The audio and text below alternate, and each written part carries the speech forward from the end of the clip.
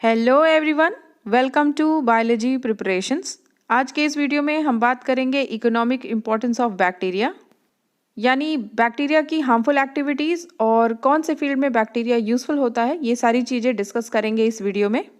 Harmful activities में हम discuss करेंगे diseases in human beings, diseases in animals and diseases in plants that is caused by bacteria, यानी bacteria से होने वाले डिसीजेस जो ह्यूमन बींग्स में, एनिमल्स में और प्लांट्स में होते हैं। उसके बाद हार्मफुल एक्टिविटीज़ में इंपॉर्टेंट है आपका डीनाइट्रिफिकेशन, फूड पॉइजनिंग कॉज करने वाले बैक्टीरिया, वाटर पोल्यूशन कॉज करने वाले बैक्टीरिया और ऐसे बैक्टीरिया जिनका यूज़ बायोलॉजिकल वेपन्स में यूज़ होता है। ठीक है, तो ये होंगे हमारे हार्मफुल एक्टिविटीज़ के टॉपिक्स। वहीं यूज़फुल एक्टिविटीज़ में हम स्टडी करेंगे नाइट्रिफिकेशन करने वाले बैक्टीरिया, यानी ऐसे बैक्टीरिया जो सॉइल की फर्टिलिटी इंक्रीज़ करते हैं। उसके बाद देखेंगे डेयरी प्रोडक्ट्स में बैक्टीरियाज़ का यूज़, जिससे बहुत सारे डेयरी प्रोडक्ट्स के फॉर्मेशन में हेल्प होती है। उसके बाद एंटीबायोटिक्स का भी फॉर्मेशन होता है बैक्टीरिया के यूज़ से, तो ऐसे भी बैक्टीरियाज डिस्कस करेंगे। और इंडस्ट्रीज़ में कहाँ पे यूज़ है बैक्टीरियाज़ का, तो ये सारी चीज़ें हम क्लियर करेंगे। ठीक है, तो टॉपिक थोड़ा सा वास्ट है, इसलिए इसे एक वीडियो में कवर कर पाना मुश्किल है, इसलिए इसके 2 वीडियोज़ आएंगे 1 बाय 1। तो इन दोनों वीडियोज़ में हम कवर करेंगे इकोनॉमिक इम्पोर्टेंस ऑफ बैक्टीरिया। तो चलिए स्टार्ट करते हैं। इकोनॉमिक इम्पोर्टेंस ऑफ बैक्टीरिया, इसमें हम सबसे पहले देखेंगे हार्मफुल एक्टिविटीज़, और हार्मफुल एक्टिविटीज़ में भी सबसे पहले स्टडी करेंगे डिसीजेस इन ह्यूमन बींग्स, यानी ऐसे डिसीजेस जो बैक्टीरिया से कॉज होते हैं। तो इसमें सबसे पहला है आपका ट्यूबरक्यूलोसिस। ट्यूबरक्यूलोसिस यानी टीबी, इसका कॉजेटिव एजेंट है आपका माइकोबैक्टीरियम ट्यूबरक्यूलोसिस। ट्यूबरक्यूलोसिस एक लंग डिसीज़ है जिसमें रिपीटेडली कफिंग होती है, यानी खांसी आती है। ठीक है, सेकेंड है आपका leprosy. Leprosy is caused by mycobacterium leprae. ये nervous system specially skin disease है जिसमें बॉडी के ऊपर स्पॉट्स पड़ जाते हैं और नर्व्स इफेक्टेड होती है। ठीक है, इसके बाद है आपका diphtheria. Diphtheria is caused by corynebacterium diphtheriae. Diphtheria एक रेस्पिरेटरी ट्यूब का इन्फेक्शन है जिसमें रेस्पिरेशन में डिफिकल्टी होती है और सफोकेशन फील होता है। इसके बाद है आपका tetanus. Tetanus is caused by Clostridium tetani. Tetanus में नर्वस सिस्टम अफेक्टेड होता है जिसमें हाई फीवर होती है और जॉज जो होते हैं वो क्लोज होने लगते हैं, यानी जबड़ा जो है वो बंद हो जाता है, ओपन नहीं होता है। नेक्स्ट है आपका typhoid. Typhoid is caused bye salmonella typhi. Typhoid में इंटेस्टाइन इफेक्टेड होता है जिसमें हाई फीवर और हेडेक होती है। नेक्स्ट है आपका plague. Plague is caused by pasteurella pestis या फिर एयरसीनिया पेस्टिस। प्लेग भी लंग्स पे इफेक्ट करता है और इसमें भी हाई फीवर और मस्कुलर इरप्शन होता है, यानी मसल्स में बहुत ज़्यादा पेन होती है, इरप्शन होता है, यानी एक तरह से फटने लगती है मसल्स। उसके बाद है आपका pneumonia. Pneumonia is caused bye diplococcus pneumoniae, ये उसका ओल्ड नेम है, और न्यू नेम है न्यूमोकोकस न्यूमोनी। तो न्यूमोनिया में आपका लंग्स पे ही इफेक्ट होता है, इसमें भी हाई फीवर और लंग्स में स्वेलिंग हो जाती है। नेक्स्ट है आपका jaundice. Jaundice is caused by leptospira इसिटिरो। जॉन्डिस में लिवर का इन्फेक्शन होता है जो कि बॉडी में बिलिरुबिन के बढ़ जाने की वजह से होता है। बिलिरुबिन एक बाइल पिगमेंट है जो कि ओल्ड हीमोग्लोबिन के ब्रेकडाउन से बनता है, तो इसकी वजह से आपका लिवर पे इफेक्ट पड़ता है और पूरी बॉडी आपकी येलो टर्न हो जाती है, आईज, नेल्स एक्सेट्रा, ये सारी चीज़ें येलोइश हो जाती हैं। तो ये है आपका जॉन्डिस। नेक्स्ट है पर्ट्यूसिस, जिसे हुपिंग कफ भी कहते हैं। It is caused by bordetella pertussis और हीमोफिलस पर्ट्यूसिस। ये भी एक रेस्पिरेटरी डिसीज़ है। नेक्स्ट है meningitis. Meningitis is caused by neisseria meningitis. ये एक इन्फेक्शन है जिसमें ब्रेन और स्पाइनल कॉर्ड के जो मेम्ब्रेन होते हैं उसमें इन्फ्लेमेशन हो जाता है, सूजन हो जाती है, जिसकी वजह से हेडेक, फीवर और नेक में स्टिफनेस आ जाती है। नेक्स्ट है आपका gonorrhoea. Gonorrhea is caused by Neisseria gonorrhea. It is an urinary path infection, जिसमें यूरिनरी पाथ में इन्फेक्शन हो जाती है। नेक्स्ट है cholera. Cholera is caused by vibrio cholerae. Cholera में इंटेस्टाइन पे इफेक्ट होता है और कंटिन्यूस स्टूल और वॉमिटिंग होती है। नेक्स्ट है आपका dysentery. Dysentery is caused by shigella dysentery. Dysentery में भी कंटिन्यूस स्टूल और वॉमिटिंग होती है और इंटेस्टाइन पे इफेक्ट होता है। सबसे लास्ट है आपका साइफिल्स। साइफिल्स is caused bye Treponema pallidum. साइफिल्स भी यूरिनरी पाथ का इन्फेक्शन है जिसमें वुंड्स हो जाते हैं यूरोजेनाइटल ट्रैक में। तो ये हो गया human diseases that is caused by bacteria. Next है हमारा diseases in animals that is caused by bacteria. तो एंथ्रैक्स और ब्लैक लेग ऐसे डिसीजेस हैं जो बैक्टीरिया की वजह से कॉज होते हैं। Anthrax is caused by bacillus anthracis. ये बहुत ही डेडली डिसीज़ है जो कि हेर्बिवोरस एनिमल्स में होता है। कभी कभी ये ह्यूमन बींग्स में भी ट्रांसमिट हो जाता है, क्योंकि जो बैसिलस एंथ्रासिस है वो एक रॉड शेप्ड बैक्टीरिया है जो कि स्पोर्स के फॉर्म में स्प्रेड होता है। एयरबॉर्न डिसीज कॉज कर सकता है।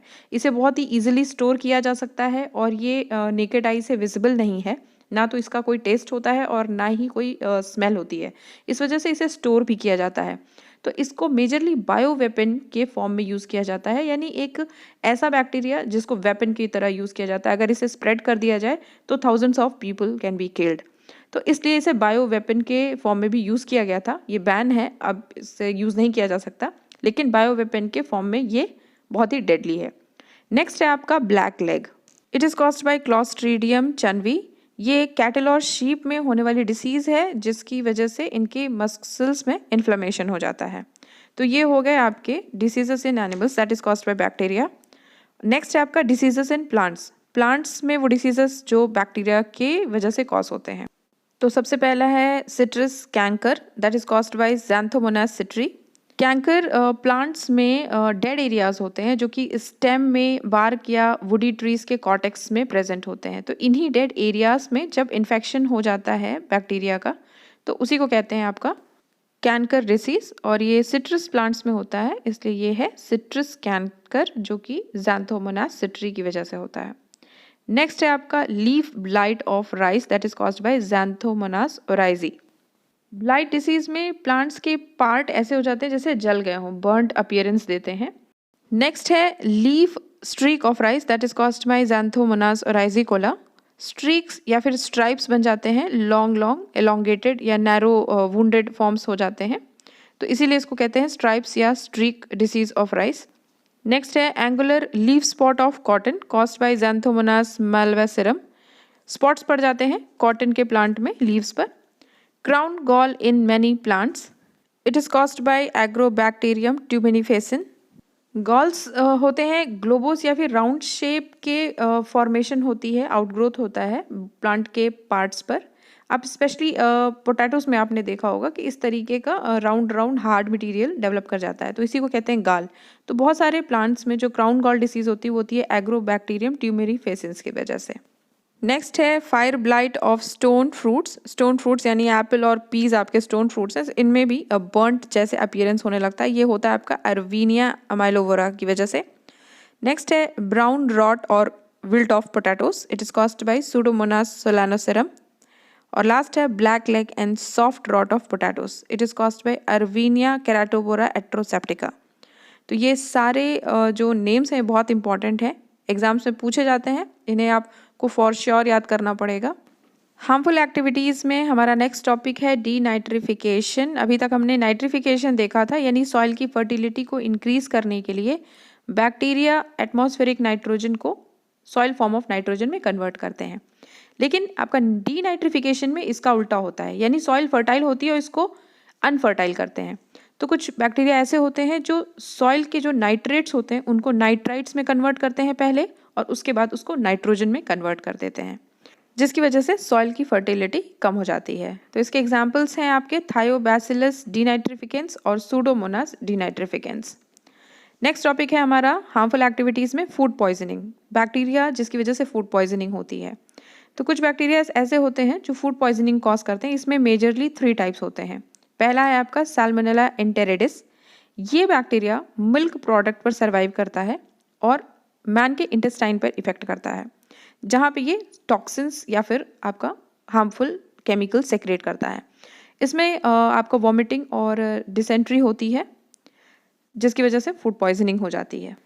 नेक्स्ट फूड पॉइजनिंग कॉज करने वाला बैक्टीरिया है स्टाफाइलोकोकस ऑरियस। ये बैक्टीरिया भी मिल्क प्रोडक्ट और एग प्रोडक्ट पर सर्वाइव करता है, और इसका जो टॉक्सिन सेक्रेट होता है वो सेंट्रल नर्वस सिस्टम को इफेक्ट करता है। एक इम्पॉर्टेंट बात यह है कि जो स्टाफाइलोकोकस ऑरियस का टॉक्सिन होता है ये हीट रेजिस्टेंट होता है, यानी कि गर्म करने के बाद भी इसकी जो इफेक्ट है वो कम नहीं होती है। नेक्स्ट है आपका botulism that is caused by Clostridium botulinum. ये सबसे ज़्यादा डेडली या लीथल टाइप का फूड पॉइजनिंग है। क्यों? क्योंकि ये ऑक्सीजन के एब्सेंस में भी ये बैक्टीरिया सर्वाइव कर जाता है। जिसकी वजह से किसी भी पैक्ड फूड या फिर कैंड फूड में भी ये प्रेजेंट होता है। इसका जो टॉक्सिन होता है ये पैरासिम्पैथेटिक नर्वस सिस्टम पर इफेक्ट करता है, जिससे पैरालिसिस हो सकती है, यानी स्मूथ और स्ट्राइप्ड मसल्स पर ये इफेक्ट करता है, जिसकी वजह से इमीडिएट डेथ हो सकती है। तो ये सबसे लीथल टाइप है। तो हमने फूड पॉइजनिंग भी देख ली। नेक्स्ट देखते हैं वाटर पोल्यूशन, जो बैक्टीरिया की वजह से होता है। बहुत सारे बैक्टीरियल के फॉर्म होते हैं जो वाटर पोल्यूशन भी कॉज करते हैं। Vibrio cholerae, salmonella typhi, shigella dysentery, जिसकी वजह से आपका डिसेंट्री, टाइफाइड और कॉलरा होता है। तो ये वाटर पोल्यूशन कॉज करते हैं। हार्मफुल एक्टिविटीज़ में हमारा लास्ट है बायोलॉजिकल वेपन्स, यानी वो बैक्टीरिया जो बायोलॉजिकल वेपन्स के फॉर्म में यूज़ होते हैं। तो हमने देखा था एंथ्रैक्स। तो एंथ्रैक्स कॉसिंग, बोटुलिज्म कॉसिंग या cholera causing bacterias bio weapons के भी फॉर्म में यूज़ होते हैं। तो ये आपके हो गई हार्मफुल एक्टिविटीज़ बैक्टीरिया की। तो इसी से क्वेश्चंस फ्रेम होते हैं, आप इसको प्रॉपरली स्टडी कर लीजिए। तो चलिए इस टॉपिक से रिलेटेड जितने भी क्वेश्चंस इंपॉर्टेंट हैं उसको सॉल्व कर लेते हैं। तो हमारा पहला क्वेश्चन है, the disease symptom give a burnt appearance is. तो बर्न्ट अपीयरेंस हमेशा ब्लाइट डिसीज में होता है, तो ऑप्शन सी करेक्ट है। Next question, the bacterium that causes botulism belongs to the genus. तो इसका करेक्ट आंसर है option A, clostridium. Next question, citrus canker is caused by. तो citrus canker is caused by xanthomonas species, specially xanthomonas citri. Option C correct है। Citrus canker it's a bacterial disease. Option A correct है। Next question, what is botulism. Botulism is a canned food poisoning. Option 3 correct है। Vaccination used for tuberculosis is. तो BCG, bacillus Calmette Guerin, this is the vaccination used for tuberculosis. Option 2। Which disease is caused by clostridium. तो clostridium causes tetanus. Clostridium tetani से होता है आपका tetanus. Option 3 correct है। अब देखते हैं next question, the bacteria Clostridium botulinum that causes botulism is. तो बैक्टीरिया क्लॉस्ट्रीडियम बोटुलिनम एक ऑब्लिगेट एनरोब है, यानी कि ये ऑक्सीजन के प्रेजेंस में रेस्पिरेशन नहीं कर सकता है, इसलिए ये कैंड फूड यानी कि पैकेज्ड फूड में डेवलप कर जाता है। इसलिए इस क्वेश्चन का करेक्ट आंसर है option D, an obligate anaerobe. Next question है, डीनाइट्रिफिकेशन इज डन बाय। तो डीनाइट्रिफिकेशन थायोबैसिलस और सुडोमोनास, ये दोनों बैक्टीरिया करते हैं। ऑप्शन 1 सुडोमोनास करेक्ट होगा। Which of the following set of diseases is caused by bacteria. तो बैक्टीरिया कॉसेस इस ऑप्शन में से cholera and tetanus correct option है। बाकी सब में आप देखेंगे तो टिटनेस एंड मम्स एक वायरल डिसीज है और एक बैक्टीरियल हर्पस एंड इन्फ्लुएंजा, यहाँ पे भी कॉम्बिनेशन सही नहीं है। Typhoid and small pox again, cholera और टिटनेस ही ऐसा है जो दोनों बैक्टीरिया के थ्रू कॉज होता है। ऑप्शन सी करेक्ट है। Typhoid and tetanus are caused by, तो दोनों बैक्टीरियल डिसीजेस हैं। ऑप्शन 1 करेक्ट है। Denitrification process is carried by, अभी जस्ट ये क्वेश्चन हम लोगों ने सॉल्व किया, थायोबैसिलस एंड सुडोमोनास। तो आपका ऑप्शन सी करेक्ट होगा, सुडोमोनास एंड थायोबैसिलस। तो ये रहा हमारा क्वेश्चंस का सेक्शन, जिसमें सारे इंपॉर्टेंट क्वेश्चंस देखे हमने इकोनॉमिक इंपॉर्टेंस ऑफ बैक्टीरिया के, स्पेशली उसके हार्मफुल इफेक्ट से या हार्मफुल एक्टिविटीज़ से। नेक्स्ट वीडियो में हम कवर करेंगे इकोनॉमिक इंपॉर्टेंस ऑफ बैक्टीरिया के अंडर में यूजफुल एक्टिविटीज़ ऑफ बैक्टीरिया। तो आपको ये वीडियो कैसा लगा मुझे प्लीज़ कमेंट सेक्शन में बताएं। मेरे वीडियोज़ को लाइक एंड शेयर भी करें और साथ ही साथ चैनल को सब्सक्राइब कर लें। नोटिफिकेशन बेल को ज़रूर प्रेस करें ताकि आपको मेरे सारे वीडियोस टाइम टू टाइम मिलते रहें। तो फिर मिलते हैं नेक्स्ट वीडियो में नेक्स्ट टॉपिक के साथ। Till then take care and good bye.